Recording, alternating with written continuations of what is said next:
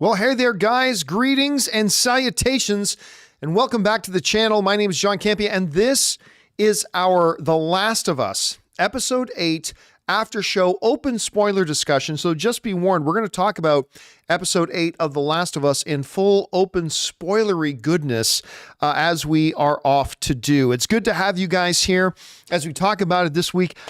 I'll tell you what, guys. Oh, my goodness. This episode delivered everything I could possibly want. I mean, I kept, like we say it almost every week, I keep waiting for the show to have a week episode. I keep waiting for it to stumble because, most shows do. Even the best shows will have a week one here or there.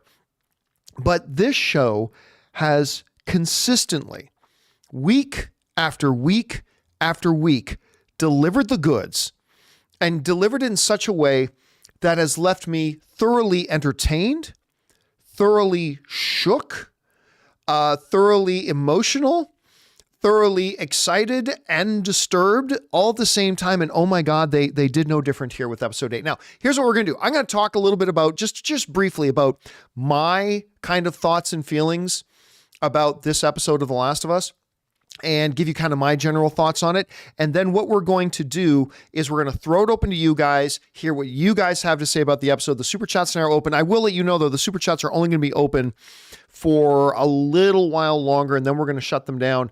But they're open as of right now if you have a thought, theory, opinion, or question about the show. And that's what we're going to do. All right. Let's talk about this episode. I mentioned this a little bit earlier on the show, on the John Campea show, but I'll repeat it here. I remember talking to Anne and telling her this is kind of the episode where, like, the show kind of becomes Ellie's show. The story kind of becomes Ellie's show. Now, I know Druckmann talked about it in the after show, and I can't remember if this is exactly true or not, but is the event, for those of you who played the game, I think the events of yesterday's show, if I'm not mistaken, and I could be really wrong about this, is that the first time in the game you actually start playing as Ellie? Like, do you play as Joel up until that point in the game, and that becomes the first time they play? Matt is saying, yes, that is true. That's the first time. And yeah, and it really plays that way in the show because, last week's episode was all about the flashback, understanding Ellie a little bit more with Riley and all that kind of stuff. Then this week, this is really an Ellie-centric story, although it's not all her. We do get a good amount of Joel too, but the show up until this point, and maybe up to last week, has been Joel is the main character of the show. This is Joel's show, right? It starts with his daughter, his loss, his struggle, coming across Ellie, now his mission to get Ellie across the country. And at this point, the story of Last of Us really becomes about Ellie. And now she is the primary character of this story. And that really played a huge function in the episode that we just saw. By the way, how great, I keep forgetting the actor's name, but the actor who does the voice of Joel in the video games, having a legitimate, meaty, cool role in this episode, that was really fun to see as well. Troy Baker is his name. Thank you. Walrux or Warlocks in the live chat, as well as Doom mentioning it was Troy Baker doing it. And by the way, Scott Shepherd playing David. Now, the Emmy for Best Guest Appearance in a show is already locked up. Ron Swanson has that one locked up, and it's for The Last of Us. So that's set in stone. He's going to win the Emmy for Best Guest Appearance in a show playing Bill. However, I'll tell you what, if it wasn't for that performance, Scott Shepherd playing David in this episode of The Last of Us very well could have been up for that award. Very well could have been the one up for that award. He was so great because, like, we have to believe that Ellie is kind of getting seduced and fooled by his good guy act, but that only works if we, as the audience, are also getting a little bit seduced and fooled by the good guy act, right? And David, or Shepherd, I should say, played David in such a way that, well, maybe he's not so bad in the show. Like, and we know he's bad in the game, but maybe he's not so bad in the show. But they played it off in such a way. Here's the brilliant thing about the David character. When you're that evil, you may think you're fooling people, but you're not really fooling people. And I love the way that they showed the people of the group, right? The people of their flock. The way they looked at David, you could tell they all knew. They all knew. I mean, maybe David still thought he had them fooled, but you could tell that deep down they knew they were now living in fear of this guy rather than following him as a leader and their hope. They all lived in fear of the guy. And my God, that he played that so perfectly. He played that so perfectly. So therefore, later in the episode, when he shows his full, awful, true colors to Ellie, it makes sense because we've seen that the people he lives with have seen through it already. Like they know that's what he is. And so when he reveals it at the end to Ellie, they've already laid that groundwork, because otherwise that might have come off a little bit too extreme. Like, oh, he was a super nice guy and then all of a sudden he's super evil. No. The episode laid the groundwork to really set that up. And, Nick is saying in the live chat, like when he slapped the girl. Yeah, I mean, that was our first, but even before he slapped her, just the way the people would look at him. He thinks he's got them fooled. He thinks they love him. He thinks all that kind of stuff because he's a narcissist. But in reality, they were afraid of him. And they just played that off so well. And I'll tell you what, man, I don't know how you get much evil. Like they were sitting around the writer's room saying, how do we really make him evil? I don't know. Let's cross a pedophile with a cannibal. Yeah. It's like bad guy bingo, but still, oh my God. When he dies, like, because, I often talk about John Wick, that the key to John Wick working was the puppy. Because when John Wick goes on his massive murder spree and he's killing a lot of people, the audience has to feel like they're fully behind his just cause and truly believe that, yeah, you go kill those guys. And what better way to do that than make us as the audience fall in love with a cute little puppy? And then somebody kills that puppy. Then we're like, fuck that guy. He's got to die. And everybody who gets in John Wick's way needs to die too, right? And I think, the purpose, I think, of this episode was to show the birth of the monster side of Ellie. Because Ellie she's not a monster, but there's a side of her, there's a part of her, like David pointed out, that is just born in violence, man. Like she's got that side to her. She's a monster. A part of her is a monster. And we saw the birth of that. And I think for us as the audience to get fully behind just how brutally she kills David at the end, like 50 stabbings, like blah, blah, blah, blah, right? We had to feel like we get it. And by showing, especially that part where David's on top of her, and I like it when they fight. It's like, this guy got to die. This fucker here, he's got to die. And it totally got us on board and totally understand. It did not feel out of character for Ellie to turn on pure murder switch. Ellie's got a murder switch where she'll kill you and a lot of people around you. And we as the audience have to buy into that this little girl has got that murder switch. And with David, with David, we all wanted to throw that murder switch for her, didn't we? Like we wanted that murder switch thrown, and we wanted to see her go into pure murder mode. And now I gotta say though, I kind of wondered at the end, where's all the other townspeople? Like in the center of town with gunshots going off and one of their buildings on fire. I was kind of wondering, where's all the other people? And it was like, at the end of the day, I didn't really care all that much. And let's talk for a second about Joel. And like his sort of thing. I've seen some people online saying, well, Joel healed too quickly. And I don't believe that's true. Like, remember, he had been recovering for days and the penicillin was probably, look, I'm no doctor or anything, but I know when I've taken medications with a high fever, medications can break a fever fairly quickly. Again, I'm no doctor or anything like that, but we forget he had been resting and recovering for days. And then she gives him the penicillin and all that kind of stuff. To me, it wasn't that much of a stretch that 24 hours after that, he may have been good enough to get back on his feet and function a little bit. Again, I'm no doctor, but it didn't not work for me at any rate. But there's that. But I love the fact that we saw Joel go into pure butcher mode. And because through that, like when we see Joel like torturing those guys and like killing those guys, what that was communicating to me is, remember the last couple of episodes, they've really been establishing the deepening roots of the relationship between Ellie and Joel. And when Joel comes out of that coma or whatever, out of his fever dream, and he goes straight into monster mode, that again is just an extension of the growing depth of the relationship and the bonds and the affection that he has for Ellie. Like you could tell he's willing, I will do anything inhuman to you for me to get to that girl. I'm going to be the monster. I will torture you and I'm going to murder you. I'm going to kill you guys because you threatened this little girl.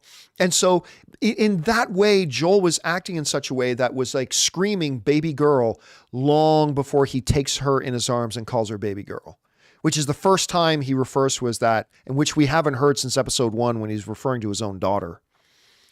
And my God, that moment when Ellie turns around, like Joel grabs her and she doesn't know what, and she's freaking out and she's panicking, all that kind of stuff. Then when she realizes it's Joel, she didn't overplay it. There was a little bit of subtlety to it, but just I don't want to call it relief. Relief doesn't seem like isn't a word that does the situation justice, but she then wraps her arms around and hugs him, and it's just unbelievable. And, I think like a lot of people, they talked about it in the post show as well, that we were waiting for Joel to get there to save her. But they very specifically were like, no, nobody's saving her. Ellie's saving herself. She's going to save herself. We got to see the birth of the monster side of Ellie, and she's going to get herself out of it. Now, it was still important that Joel be there when she comes out of that. And yeah, I think it was, Mason said that he like emotionally saves her at that point. So I still think that was key and that was important. But I'm telling you guys, man, borderline perfect episode. Borderline perfect episode. I absolutely adored this thing. And the only thing that sucks is that next week's the final episode. No more Last of Us after next week. At least not for another 1.5 years, maybe 2 years, which really, really sucks. I hate that. But I mean, this entire series has been near perfection. I've been loving it all the way. Anyway, guys, those are my thoughts on what we've gotten from The Last of Us so far. I have thoroughly enjoyed it so far. And now we're going to spend the rest of our time doing the important stuff, which is going over to you guys and hearing your thoughts, theories, and opinions. Now, in case you're trying to send in a super chat at this point, the super chats filled up. We have turned them off. So unfortunately, we're not going to be taking more super chats, but we got a lot of super chats already lined up to get to. So let's get to it, shall we? And we are going to start off here with, where are we at? We're at Jesse Has a Turtle. He writes, this is why I could never be an actor. I'd feel so weird with so many shots, just focus solely on my belly. Give Pedro an Emmy just for that one. I think it did good. Actually, it's funny because didn't his scar look like a bite mark? So Anne, when we were watching, he's like, wait a minute, Joel was bit. I thought he got stabbed. I mean, because that stab wound did look like a bite mark, but man, listen, I'll tell you what, there's a lot of stuff. I feel for Shepard, the dude who played David, like, having to get on top of a little girl and talking about being a pedophile and raping a little girl, stuff like that. Like, I remember Aaron's husband, Tom, was in a movie about 2 years ago, a short film that is got a lot of awards consideration, where he had to play an abusive father to a little girl. And it wrecked him as an actor, like not as an actor, as a man. Like he would have to call Aaron, like I'd be with Aaron working on stuff, and he would have to call Aaron just to decompress. Like it really messed with him having to do that. He felt awful all the time. How actors can do stuff like that to me is very, very impressive. Very impressive. All right. Just a sub 32 says, I can't believe Ellie killed Joel. Not quite sure what you mean by that. Anyway, Cody Hunt writes, I felt a little disjointed when I saw James back in town. I assumed he was out looking for Joel in the houses. If you're talking about James is the Troy Baker character, right? Troy's character, the guy who does the voice of Joel. Troy is, yeah, Joel in the game. Yeah. So, but that is James. You say kill Joel, you mean from the video game. I get it now. Okay. But no, that made sense. Remember, David said when they were all there and they had shot the horse and knocked Ellie off the horse, he said, a couple of you come with me, like drag the horse, whatever, and then come with me. And then the rest of you go find this guy.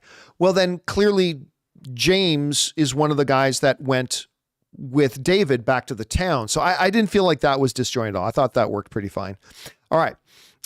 Let's see here. Cody Hunt also writes, anyone else knows that David had a much larger portion of food than everyone else?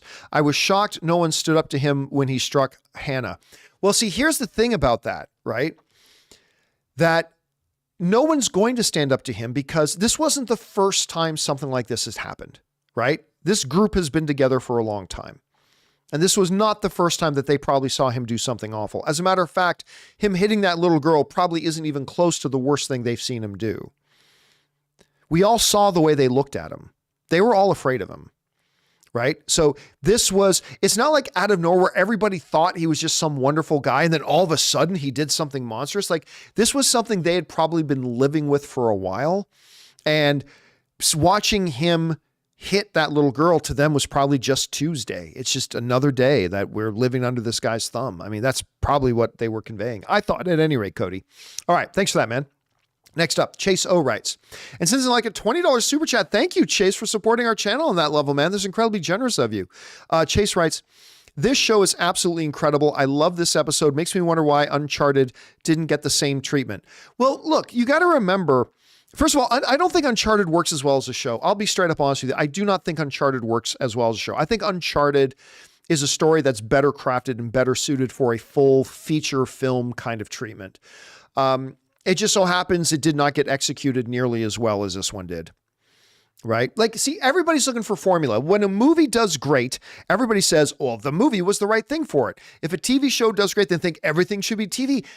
Last of Us is great because they have the right people executing it, not because of which medium it's going to, right? Uncharted being made by the same people would not have been any better. Probably would have been worse.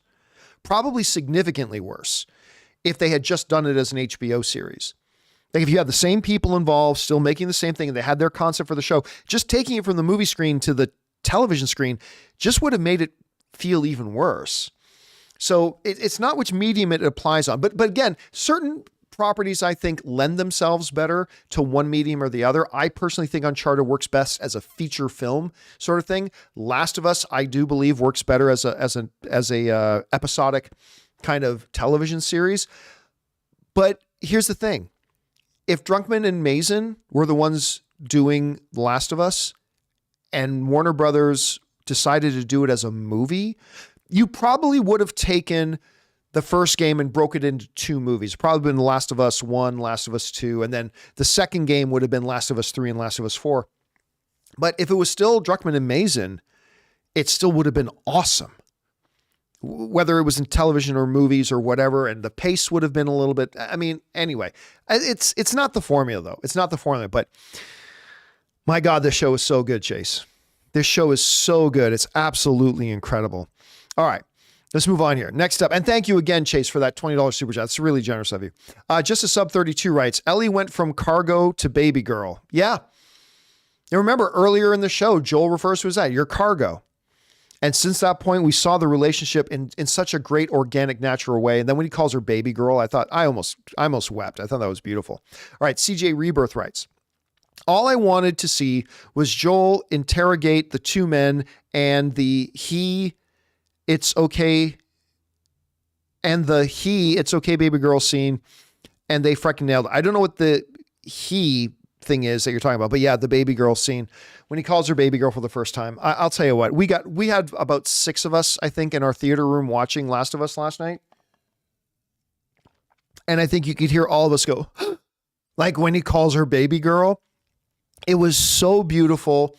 It was so well done. It was so well put together. It was absolutely gorgeous. And yeah, seeing Joel go absolutely medieval on the two guys trying to find out where she is was really cool too. All right. Daniel Vakura writes, Druckmann and Mason explain on the podcast why they didn't have Joel pull Ellie off David like in the game. Essentially, it was a logistics issue where they couldn't explain Joel getting into the burning building with only David having the keys. Joel discovering Ellie outside was powerful, and it worked. 2 out of 2. Yeah, so, I mean, I was also, like many people, were kind of half expecting as she's killing him, blah, blah, blah, blah, that eventually, like, she just keeps going until Joel pulls her off. But I'll tell you what, this worked better for me. Like, her making outside, terrified, petrified, then him coming up behind her and her just freaking out. Like, they're out of danger now, right? They're outside of the building. They're out of danger. Because if they were still in the building and it's burning and it's getting ready to come down, for them to pause and take a moment, like a meaningful moment, for her to let it soak into us of her recognizing that it's Joel, and them having that embrace and that hug and being allowed to just linger there for a minute. It would have felt odd. It's like, you do know you're in the middle of a burning building, right? For me, them being outside, removed from the danger per se, to me, that allowed it to just linger and not feel weird that they're not rushing to get out and they're rushing to get away. It felt very natural and organic. So I personally, Daniel, I like the way this worked better. Again, that's just me, but I like the way it worked better. All right. Thanks for that, Daniel. Appreciate that, man. Next up, Boone Lee Tran writes, David is one mustache away from Mythic Quest David. I'll tell you what, David, God, what he did in this show, right? Scott Shepherd playing David. I'm going to sneeze in a second here. What he did in this episode, like I said, it reminds me of Bill in episode 3. Like that level of accomplishment. Sorry about that. It's almost on par with what Nick Offerman did in episode 3. Not quite, but it was close. And God, he just made me believe that villain, man. He made me believe that villain. All right, next up. Danny Vercura again writes in, he says, Joel did warn Ellie in episode 4 about other people. They didn't shy away from showing David is a pedophile like the game. Being a teacher who found religion makes it worse, along with, I like the fighting. Oh man, they did everything. But here's the interesting thing about David too, was that at some point you realize, like, he basically admits to Ellie, it's not about him finding God. He used religion, unfortunately, the way a lot of people will use religion. Not everybody, but some people will use religion. Politicians will use religion as nothing more than a way to control people. Right.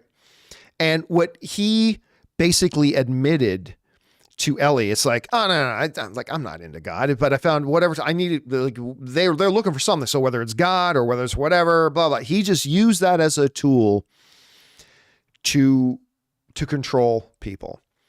And that makes him even worse. I mean, it makes him an even worse monster and all that kind of stuff. It's just, man, they did a good job. They did a good job of fooling me a little bit. It's like, maybe he's not so bad. I mean, look, I will say this for David. I will say this for the cannibal pedophile. I think there was a part of him that legitimately did want to take care of his people. Like, and to me, that makes for an even more compelling villain.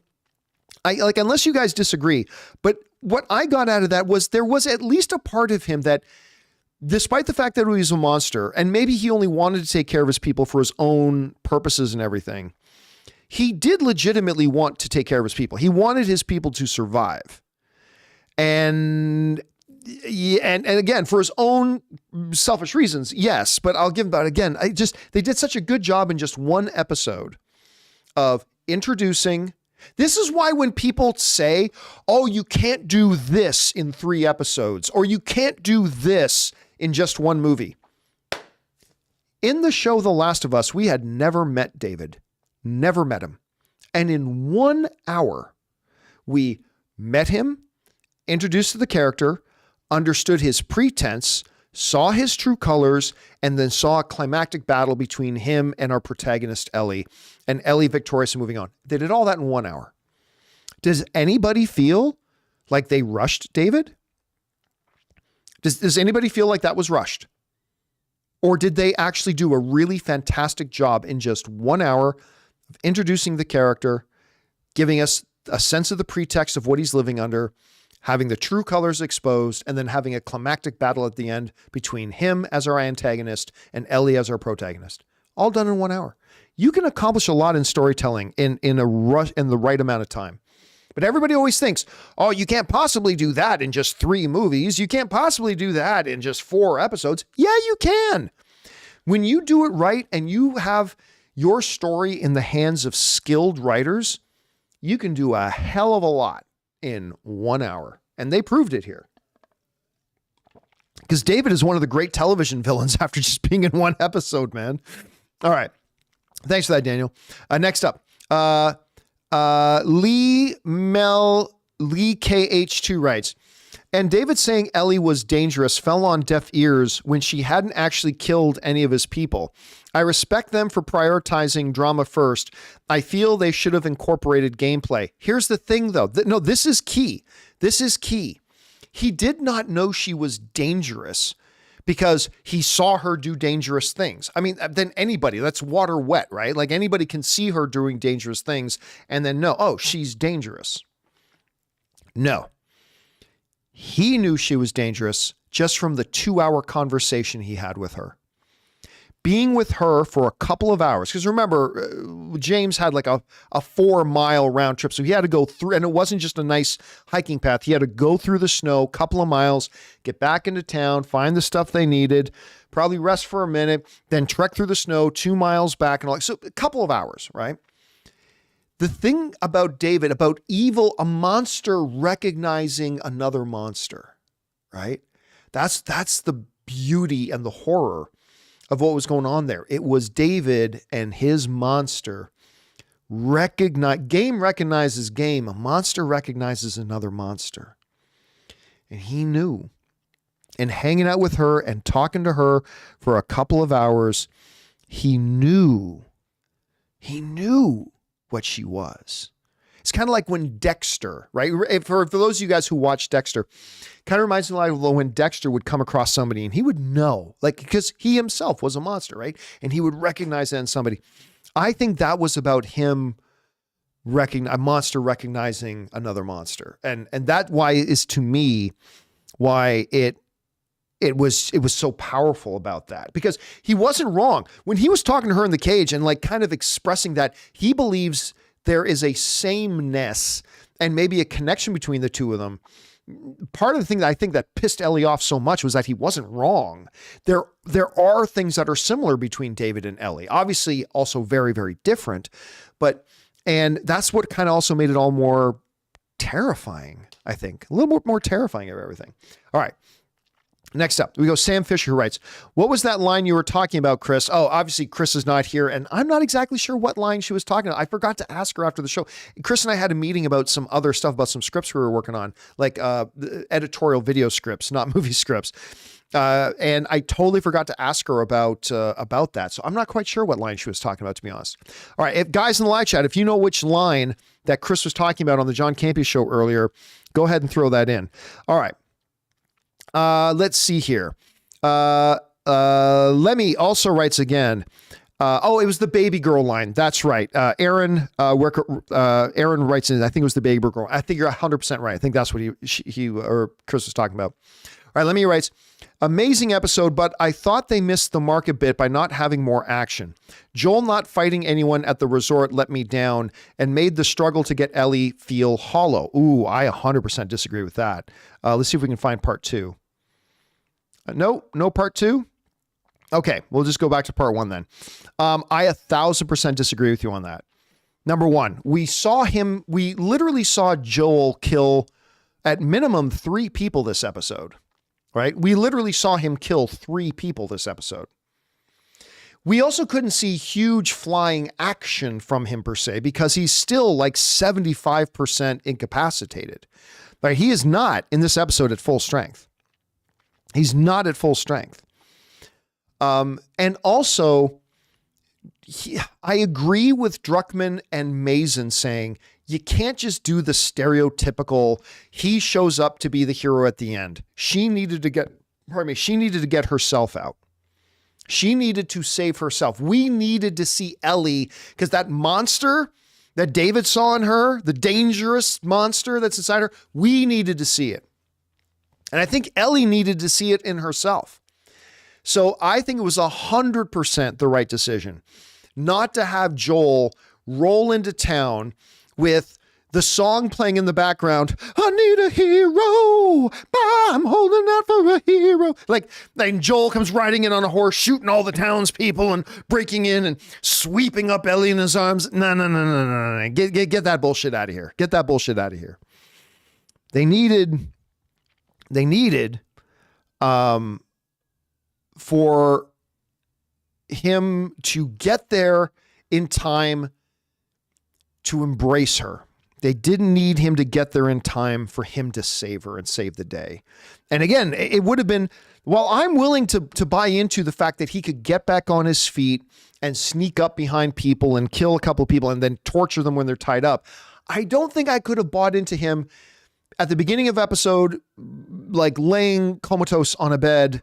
And then by the end of it, I need a hero, riding in on a horse and shooting 50 people. I think that would have been a bit of a stretch. Anyway, okay. Let's see here. Next up, we got Just a Sub 32 who writes, as hard as it was to watch the torture scene, it's understandable. Joel is not a good or bad guy. He's a survivor. He has lived in this world for 20 years and he shield Ellie no matter the cost.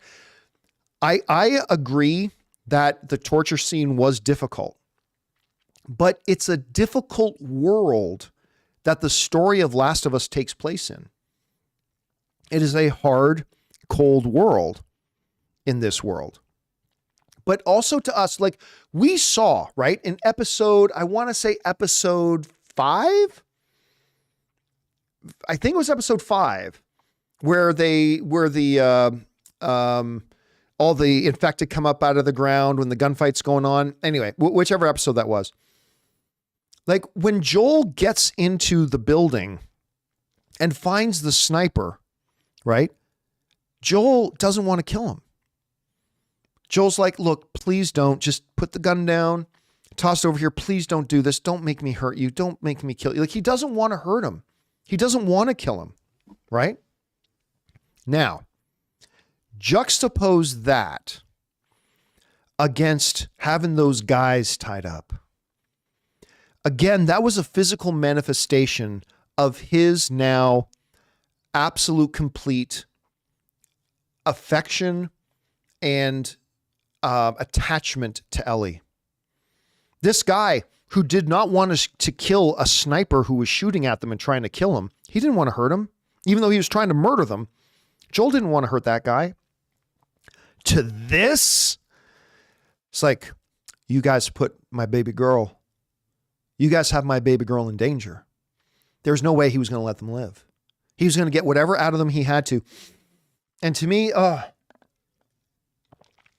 love that. I love that. I thought it was like, to me, it worked really, really well. All right. Thanks a lot, Just a Sub.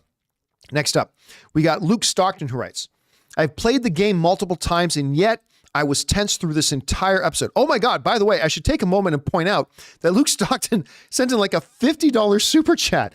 Oh my God, Luke, thank you so much for supporting us on that level, man. That's incredibly generous of you. Thank you so much for that. Let's get back to your question here.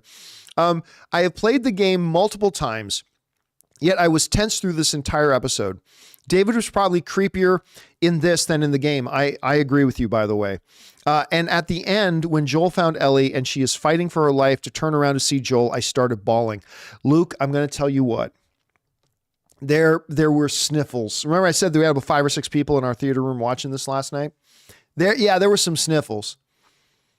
When he says baby girl and then he takes her in his arms and they just hug. Again, key that they're not in the burning building so they can linger on it a bit.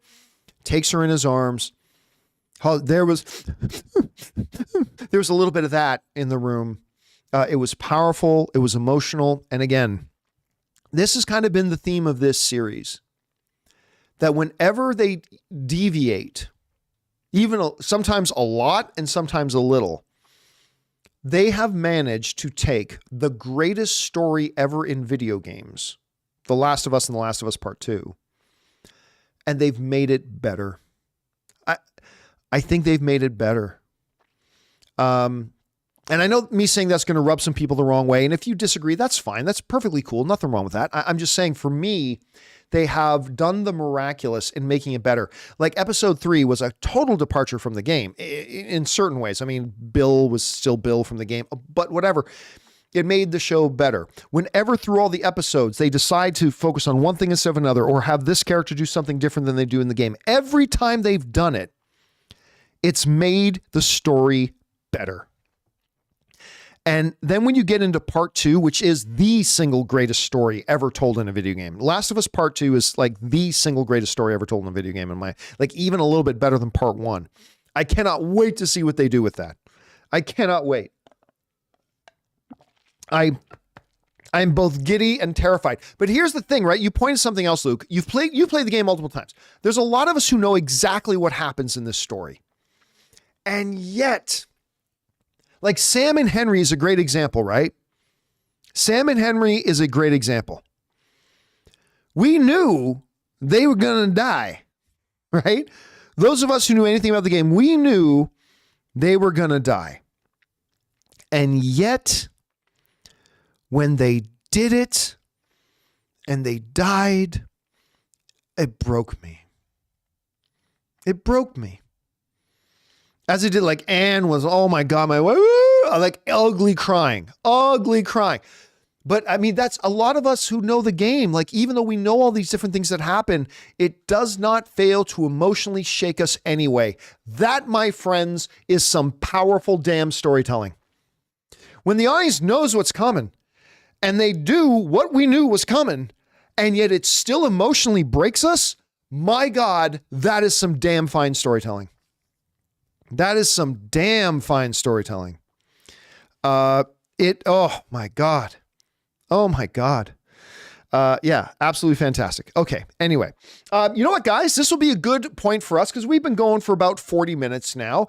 Maybe some of you need a little bathroom break. Maybe you're like me. You want to go refill your drinks and maybe you just want to talk amongst yourselves for a second. That's all good because that's what we're going to do right now. We're going to take just a short little break, hear from the sponsor of our show here, and I'm going to stretch my legs, refill my drink. We'll be right back. And while we're doing that, we're going to hear from a fantastic sponsor of our channel, the good folks. I love these guys. Their food is delicious. Over at HelloFresh.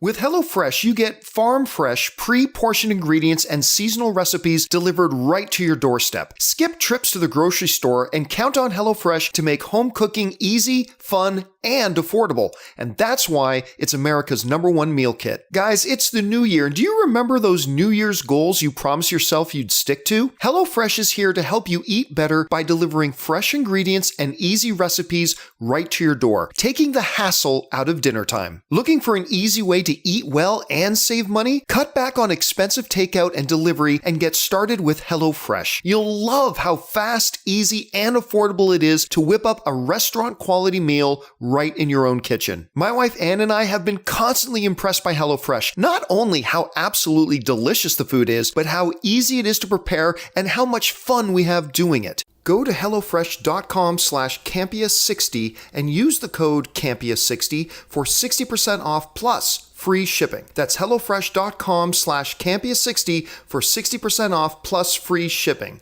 HelloFresh, America's #1 meal kit. And thank you to our friends at HelloFresh for sponsoring our channel. All right, guys. With that down out of the way, let's get back to the questions. And once again, thank you so much to Luke for supporting us on that level, man. That's fantastic of you. Thank you so much, man.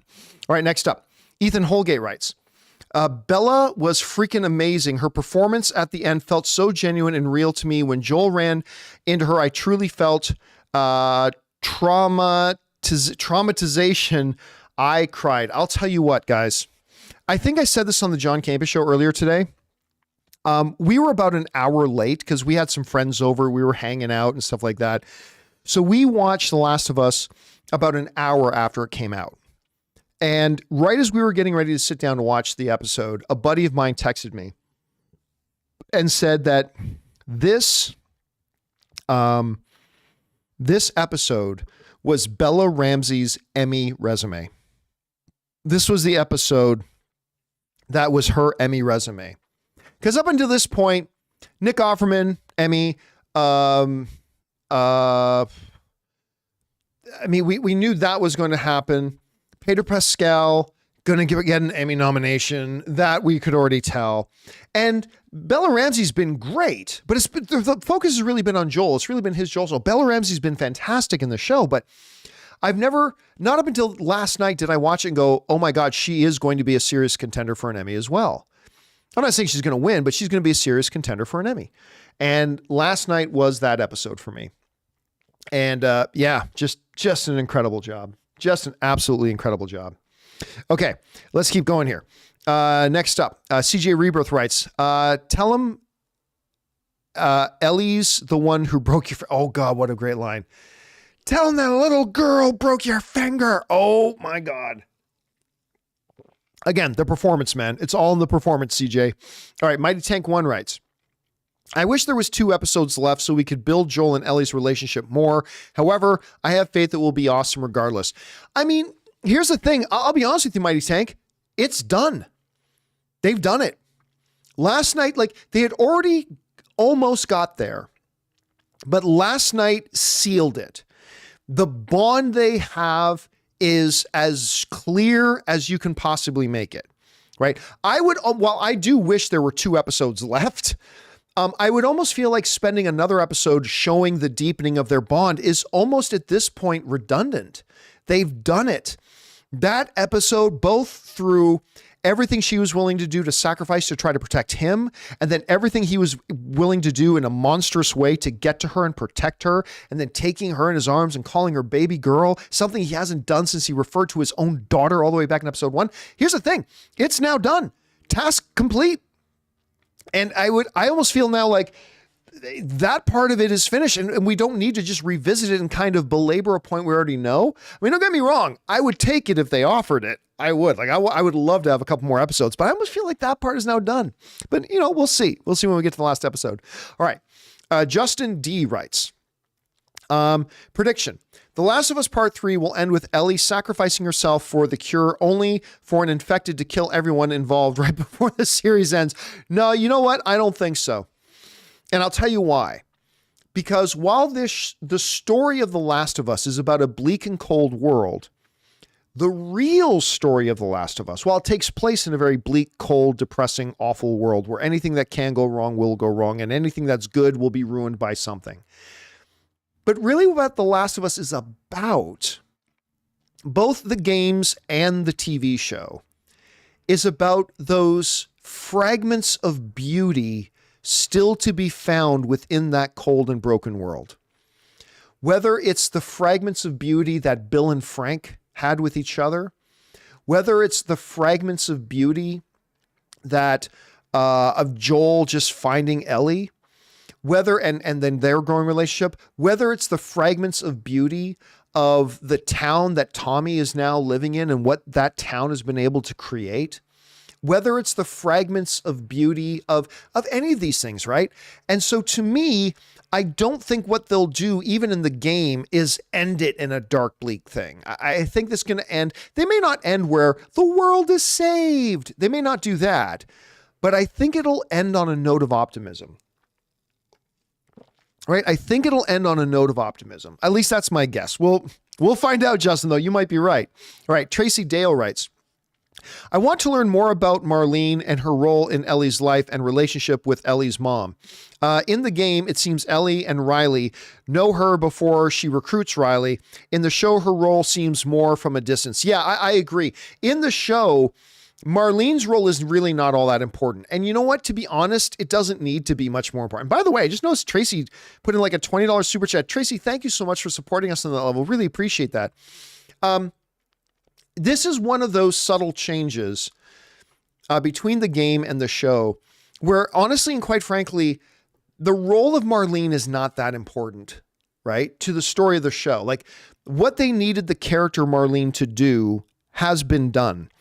And now it's really up to that point, right? Now, at that point, this show is about Ellie and Joel. It's not about Marlene. And yes, reference Marlene and all that. All that's good. But to be really honest with you, what would be the point? How would showing more of... Okay, here's the question. This is the way I pose it, right? This is a show that has been supremely about efficiency in their storytelling. Everything that's happened has been about us understanding Joel and Ellie and us understanding their developing relationship and all that kind of stuff, right? So what would showing more of Marlene's story do for the show? What would, and I don't ask this as a rhetorical question, by the way, just to be clear, this isn't a rhetorical question. I'm asking, what would showing more of Marlene's story do towards deepening our understanding of Joel and Ellie and their deepening relationship?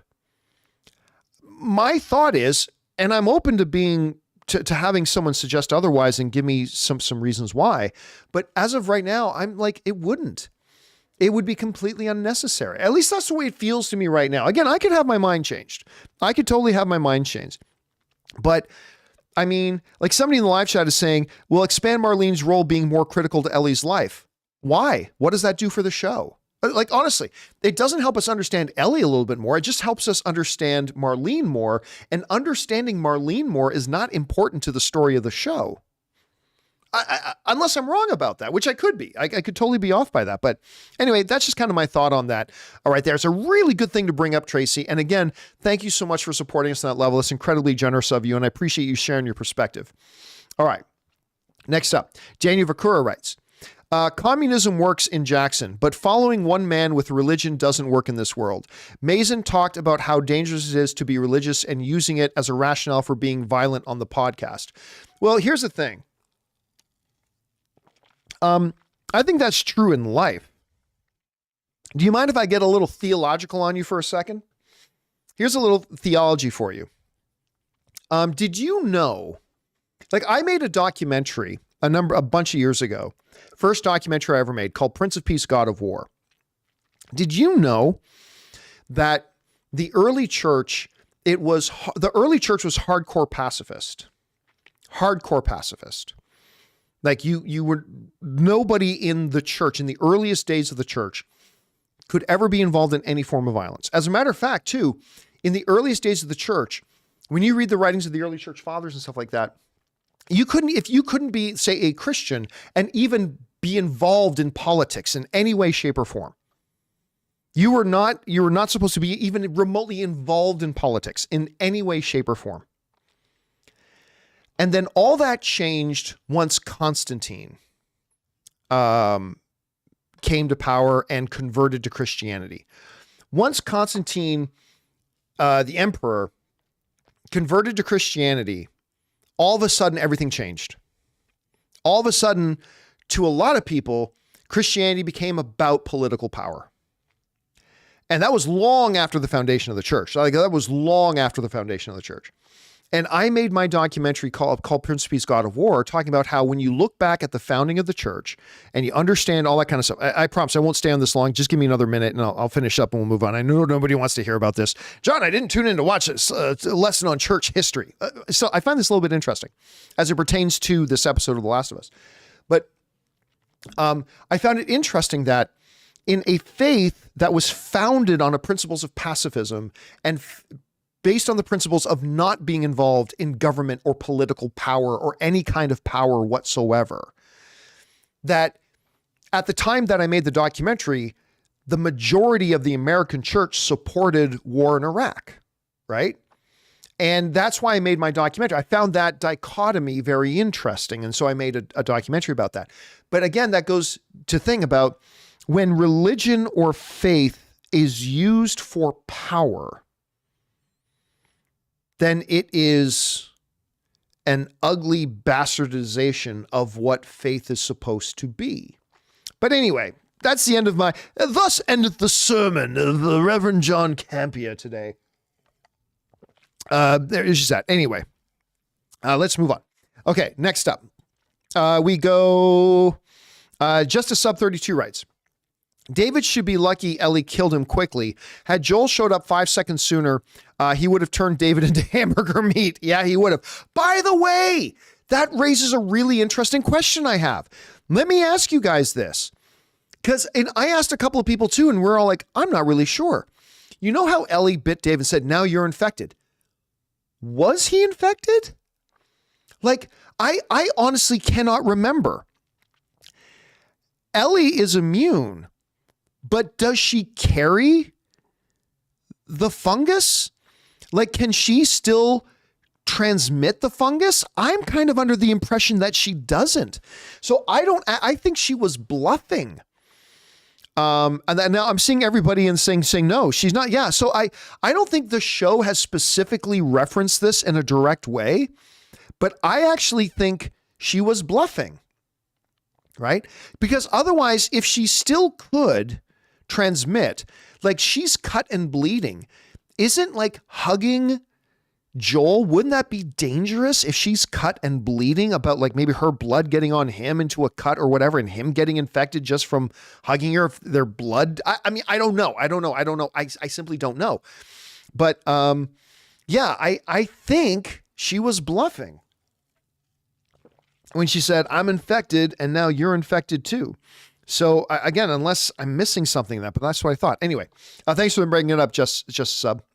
Okay, Daniel Vercura writes, it was an interesting change for there to be women and children where everyone doesn't know they're cannibals. We'll bury him in the spring. Nope. Yeah. Like, I'll tell you what, the way Bella Ramsey plays that scene when she's in the cage and all of a sudden looks horrified, I'm like, what can she possibly see? And then you realize just that scrap of a human ear on the floor, and she put it all together in her head, and that reaction she had. Like, listen, Ellie has seen monsters killing people. She has seen Joel beat people to death. She has seen a swarm of infected come up out of the ground and attack and rip people's heads off. And she's seen all this kind of stuff. She's seen a lot of nastiness. But when she was in that cage, a look came over her face in a way that looked like it was the most horrifying thing she's ever seen in the world. And then the camera smash edits and cuts over to seeing that little scrap of an ear on the floor. And she put it all together. She put it all together in her head. And that thought horrified her. Horrified her. I thought that was so well done, man. I thought that was so well done. All right. Next up, DJ Stevie C writes, as far as the first season of shows go, I think this ranks up with Game of Thrones, Andor, and House of the Dragon. My favorites of recent times. It feels it could go above those if it sticks the landing. What do you think? I got to tell you, DJ, I don't disagree. It all comes down to the final episode. The final episode, because let's say this. If the final episode nails it the way all the other episodes have nailed it, I think we are talking about the best first season of TV I have personally seen since Heroes season 1. I still think Heroes season 1 was maybe the best first season of television ever. But that's a long time ago. Like, how long ago was Heroes? I mean, it was, what are we talking, 14 years, 15 years? I can't remember exactly. That was a long time ago that Heroes came out. It didn't end up great, but the first season, I still think is the best first season of TV I've ever seen. A Ferrising, yep, save the cheerleader, save the world. House of the Dragon, fabulous first season. Game of Thrones, fabulous first season. But I think if The Last of Us can nail this ending the way it has done the rest of the series, we might, I think we're talking about the best first series of a television show since Hero season 1. Now that's a tall order. We'll see. But I'll tell you what's going to piss me off. Okay. And I'm about to say something that will spoil the final episode. If you do not know what happens, let me figure out. I don't have a spoiler warning here. What do I do? You know, I'll tell you what. I'll put up this picture of me and my wife, Ann. There we go. As long as this picture of me and my wife, Ann, is up, it's a spoiler warning. Okay. So ready? Here's something that kind of happens in the next episode. So mute. Wait till this disappears to unmute. Okay. If they end this season with, I'm going to be really pissed. If they end this season with just Joel finding out that the only way they can develop a cure for the infected is by killing her, and then they end it. Like, if they don't end the season with Joel making the decision of taking her over everybody else and saving her and getting that, if they just end it with, you don't understand, Joel. The only way we can get the cure is by killing her, unfortunately. What are you going to do, Joel? And then the camera pans in on Pedro Pascal's face, and then the credits come up. Oh my God, I'm going to be pissed. I'm really going to be pissed. All right, I'm going to take down that picture now. All right. So there we go. That's what would piss me off if that's how they end the season. But if the season can be that great, man, I think we're talking about the best first season of television since Hero Season 1. All right, Ryan Lohner writes, I was liking most of it, but then David goes a bit too cartoon evil at the end.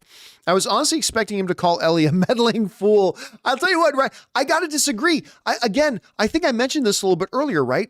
If it wasn't for I would agree with you if the show hadn't already established that even though we hadn't seen it yet, we as the audience had not seen it yet, everybody else in David's community, the way they looked at him, they already knew he was a monster. Everybody was afraid of him. He may have thought he had them fooled. He didn't have them fooled. They were all just living in fear. If they hadn't done that, if they didn't make that clear to me as an audience member, then I would agree that it would have felt like a little bit too far of an extreme for them going. Like, again, if you're going to play villain bingo, cannibal pedophile ranks pretty damn high. But because of the way they laid that groundwork, that his own people all looked at him like he's a monster. So because of that, it kind of worked for me. But that's just me. But I can totally see what you're talking about there. All right, next up, Suthius writes, interesting to see the differences between the two towns. One town thriving with everyone doing their part, and the other town that was dependent on one man.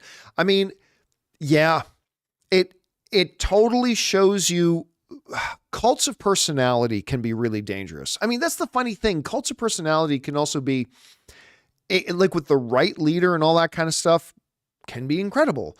But oftentimes under the wrong person, it can be a real disaster and a real mess. And you're right. There's a really neat juxtaposition that forms when we start to look at, the town where Tommy's living versus this town. And this is obviously a lot smaller than a town. There's not nearly as many people here as live in Tommy's town, but still one thriving, one struggling. And yeah, you can draw your own conclusions. This is a good observation, Suthius. All right. Ryan Lohner writes, what is it? Pause for half a second too long. Venison. David comes in with the whole deer. Perfect. Spelling out without actually saying it. Oh yeah. Because again, there was a little bit of a misdirect there for the audience, right? Like venison. It's like to the audience, well, yeah, I mean, because we just saw him get the deer. There you go. Then he comes in with the deer. And that's when everybody went, but wait a minute, I thought they said, oh my God. Like you could hear everybody across America doing that all at the same time. All right. Walter White Walker writes, a prelude of things to come, vengeance. Yep. Again, I won't go into it, but yep, 100%. 100%. Walter also writes, oh, you want revenge? Season 2, hold my beer. Again, we're not going to go into the details of that, but yes. Again, what we saw in this episode about the birth of the monster becomes very, very important for what is to come in season 2. All right. Juan Brana writes, if Joel had to kill Mando to save Ellie and Mando had to kill Joel to save Grogu, who wins? Well, Mando's got a spaceship and laser guns and Beskar armor. And Mando wins.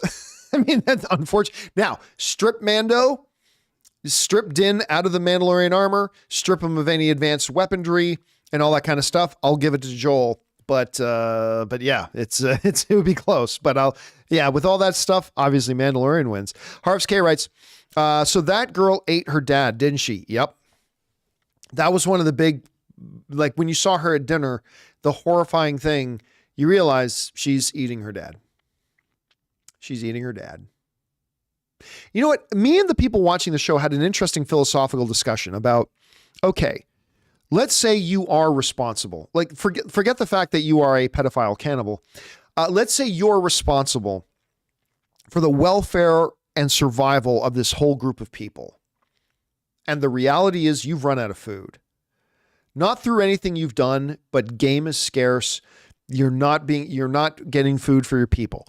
And you're not killing your own people to take their meat, but like they die. Like the girl's father died out on a mission. He died on a mission. We had this, my group of friends and I, we had this really deep discussion about, well, then how do we feel about that? Like the man died, he's died, and you're responsible for trying to keep your people alive. What do you do? It reminds me of, what was the name of that movie with the soccer team that crashed? Was that called Alive? I think the movie was called Alive. Anyway, it forced us to ask the same question, right? Like, what would you do not only to survive, but to keep people you care about surviving?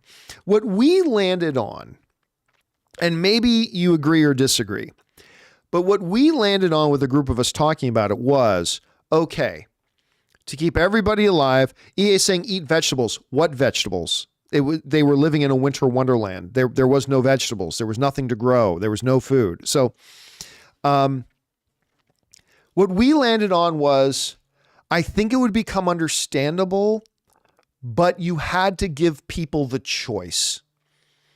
You had to tell your people, listen, this is what we're doing. We need to survive until the winter passes, until the game comes back, until whatever, but we need to survive. But it's up to you. You decide if you want to eat or not. And that's what, but then again, I don't know. There's maybe if I think more about it, I'll totally change my mind on that. But I love shows that make you think about like some really hard questions.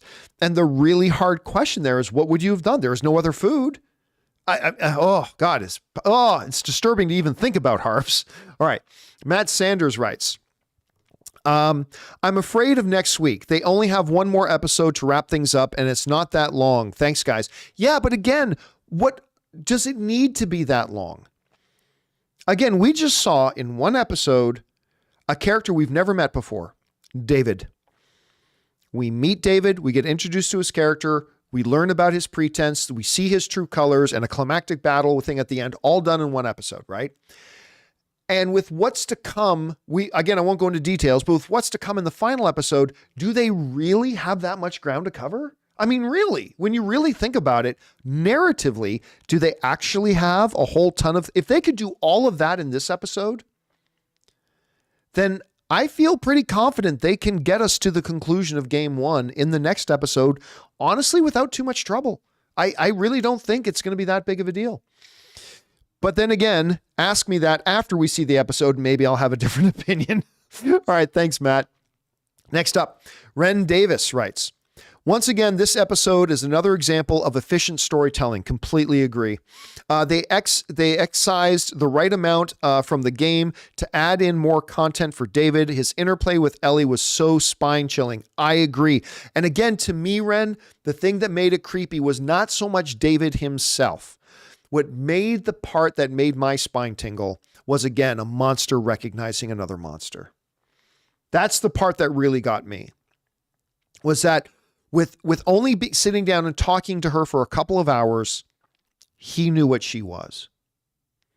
The good and the bad. He knew what she was. That also tells us that David is an incredibly insightful person, which if you're going to manipulate an entire town into following you, you'd have to have some pretty decent insight. But he was an insightful person. He was able to glean all of that from her.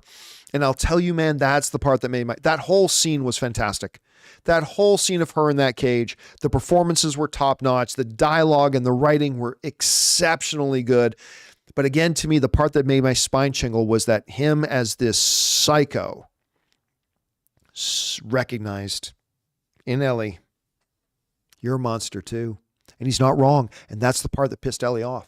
Anyway, I loved it. It was so freaking good. All right. Next up, Aiden Foley writes, David was insanely disturbing. I love this show. Again, an antagonist, a character we have never met yet in the show. And they just bring him in out of nowhere. And are we not going to be thinking about David all year now? For the rest of the year for the rest of the next year and a half, 2 years before we get to the Last of Us season 2, are we not going to think about David? And he was in one episode. It's incredible writing. Incredible writing. All right. Damaris Love writes, Ellie is officially baby girl now. Best show ever. Again, man, when he calls her baby girl, the emotions, the depth of the emotions. It's like the whole show was a build up to that moment. It wasn't literally, but I'm saying it's almost like the entire show. When we start this show with Joel and his real daughter, was all a build up to that one moment when he takes this girl into his arms and calls her baby girl. I'm getting chills just thinking about it. All right. And we end things off with Esteban Rios, who just sends in a super chat to be supportive. Thank you so much, Esteban. And guys, that'll do it for this episode of our Last of Us After Show open spoiler discussion, talking about what is the best show on television right now. Again, all due respect to Yellowstone, which I completely love, and Succession, which I completely love, but this is the best show on television right now. Last of Us has been incredible. The sucky thing, though, is that next week is it. That's it. It's over. Next week is the final episode. And you're right. They got a lot of ground to cover. Can they stick the landing? That's going to be the question we're all going to be asking ourselves for all this week. Can they stick the landing?